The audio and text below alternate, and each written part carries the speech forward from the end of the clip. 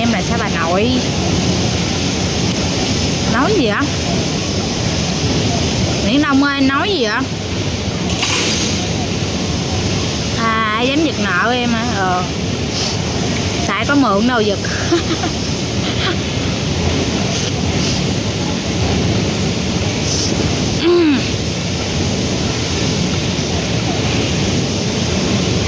Chị em đang like nè, nãy giờ em chưa tắt nữa. Em đang ăn cái em quỷ gì vô cái em bị sặc luôn, vía nặng ghê á. Chuyện gì?